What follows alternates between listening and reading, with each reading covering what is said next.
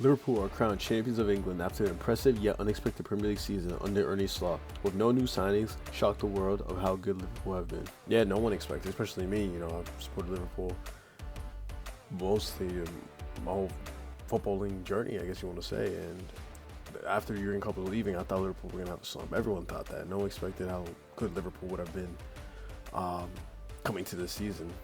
People expected no Champions League football. People said this is going to be an era where Liverpool's downfall. And, Ernie Slot, he won the Eredivisie with Feyenoord. He wasn't sure if you want to say if you don't watch ball like that, but he's a coach where no one kind of knew who he was. He's just one of those coaches. For me, it's different with Eric Ten Hag because I feel like Ten Hag built up a pretty huge reputation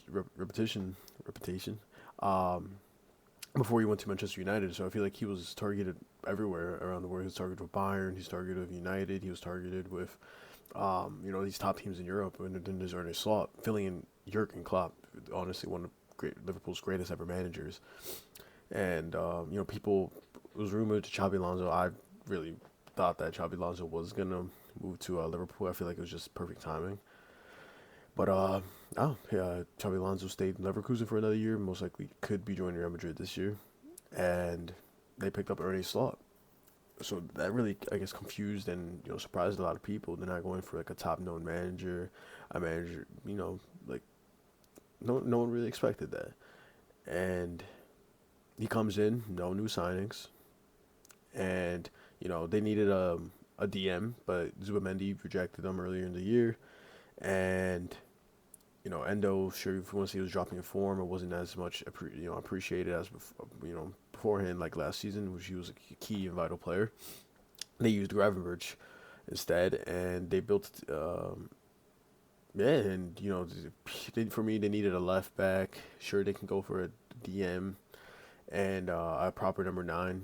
I thought Darwin Núñez, this was his year to show that he's capable of being Liverpool's number 9, but that just did not happen this year. Missed a vital penalty against PSG in the quarters, and that's what I want to explain. So, Liverpool Premier League champions. I want to go off Premier League first because for me this seems shocking and surprised a lot of people.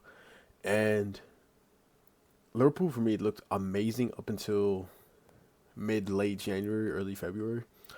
Liverpool, Mohamed Salah especially. Liverpool just looked absolutely amazing. They were favorites to win the Premier League. They topped the Champions League, first place in Premier League by Christmas. Liverpool looked great, amazing. Liverpool looked amazing, and just Ernie Slot's attacking football.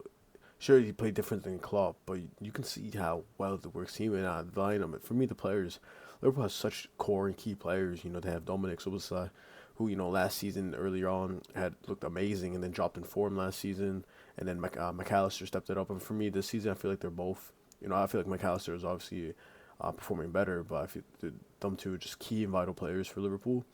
And then there's Gravenberch. People not really expected how good he would play. He was a backup. He was injured. Blah blah blah. And he's looked one of the best midfielders in the Premier League.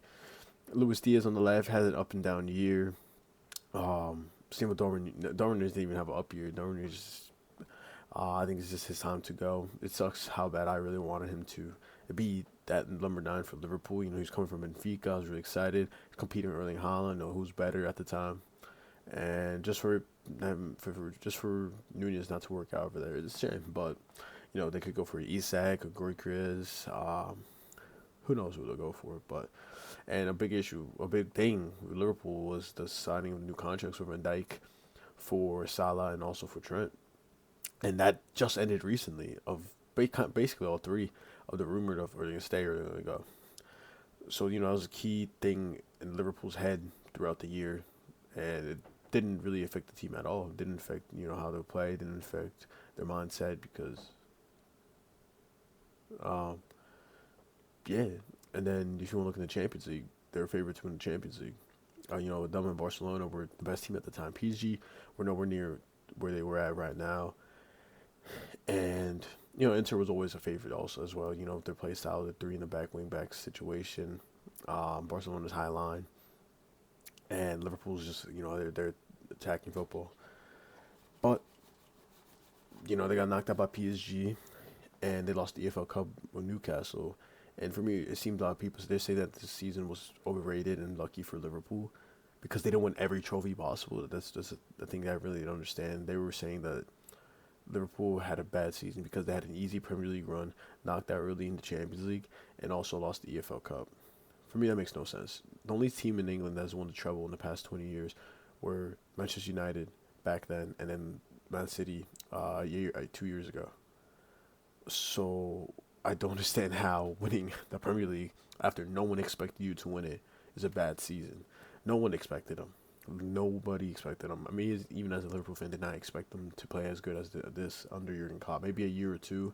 Maybe at first I thought they have a slot for a year and they miss performance. They'll try their hardest to go for Champions next year. That's not the case. Liverpool looked amazing. They played amazing football in the Champions League and the Premier League, and they weren't able to win every trophy possible because that's a hard thing to do. People forget that. And for me this season, the Premier League, people were ready to say, "Oh, Liverpool won with a couple games remaining." For me, I think it was done for Liverpool since I think Arsenal tied with Everton. I think that was pretty much set in stone that Liverpool were going to be crowned champions.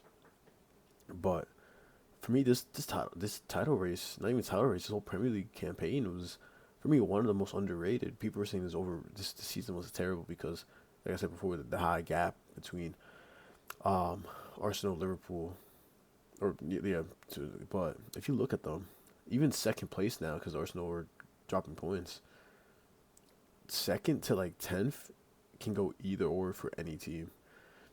Um, Arsenal can lose to a City can lose to a Bournemouth can lose to a Fulham can lose to a Brighton can lose to an Aston Villa can lose to a Newcastle. So this season for me, it wasn't just because teams dropped in form. I think just teams got better and were able to compete more. Sure, spending money is a key thing, and that's what a lot of those teams did. And you want to keep up in the Premier League, if you want European football, you got to do what you got to do. And for me, it wasn't because teams dropped. Sure, City looked nowhere near where they were performing these past couple of years, and Arsenal, always bottling the league like they always do. But um, it's crazy for me that Liverpool, the unexpected team, looked at looked like the best team in the world, and then these teams dropping in form with these lower league teams picking up form and playing amazing football, reaching winning Carabao Cups, reaching finals to the FA Cup, beating teams like City, like Chelsea, Arsenal. Liverpool hardly lost this year. So for me, I don't get that narrative. I really don't get that narrative of this is easy walk for Liverpool. Meanwhile, that's just not the case for me. Same with the Carabao Cup that Liverpool lost. Newcastle are a good team. In the beginning of the season they looked really poor, but they picked up in form and hopefully can get a Champions League spot. And for me, next year with 5 Champions League spots going to the Premier League or for the Champions League, I think it's gonna be really good. If teams like Aston Villa, who did really good in the Champions League, if a team like Newcastle make it, Chelsea, if their young players start picking up in form like as they were in the beginning months, when everyone thought that, oh no, we're not title race, we're just a calm team, just trying to make it out of, just trying to win the Conference League. I remember that phase. But there's so many good teams in the Premier League now, and I feel like if it just keeps going on like this, it can 100% um, be a closer race than whatever it is right now. City are in a rebuilding young phase. Um, Arsenal, for me, have one of the best teams in the world, but is the manager an issue? I don't know.